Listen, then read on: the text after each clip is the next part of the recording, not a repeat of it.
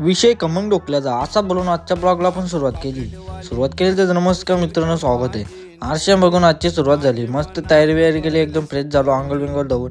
तसंच थोडं मोठं झालं म्हणून या दुकानाने आलो. तिथं कांदा न लसूण नाही आला. तो दुकान उघडं नाही तर मी पोचले तिथं.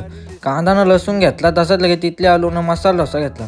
येताना मसाला डोसा घेतला ना, घरी येऊन मस्त ताटामध्ये सजवलं ना, खायला बी लागलो.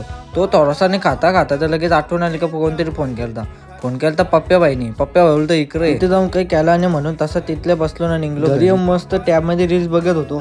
रील्स बघता बघता का झोपला गेले मला समजलाच नाही. मला एवढाच माहित होता झोपाचा आहे. तसं 3ला झोपलो नाही, 4ला उठलो ना, तसंच तोंडावर पाणी मारलं ना, कामावर गेलो. कामावर जास्ती टाईम नाही लगेच 2 घंट्याने घरी यायचं म्हणून लगेच तसं चालता बोलता कावा गोरडामध्ये पोचलो त्याच समजलं.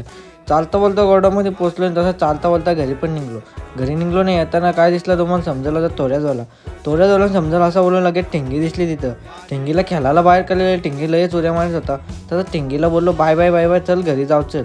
तसं टिंगीला सोडली ना, टिंगी आवरी सुसाट निघली का ताना निघलं. त्याला होते एवढं फरफडीत चालवलं दोघांना. हे इकडून पागा मारता नाही बोल थांबा. तसंच घरी येऊन रगडा होता. रगड्यावर पण ता मारला दणदणीत. रगडा खपणी तर लगेच खमंग ढोकला पण आलता. खमंग ढोकल्यावर मस्त दणादण चटणी टाकून ता मारता होता.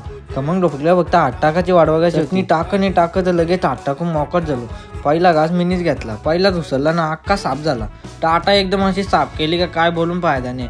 तसंच मी पाणी पितो. तोपर्यंत तुम्ही लाईक करा, फॉलो करा. भेटून एक ब्लॉगमध्ये. चला बाय बाय.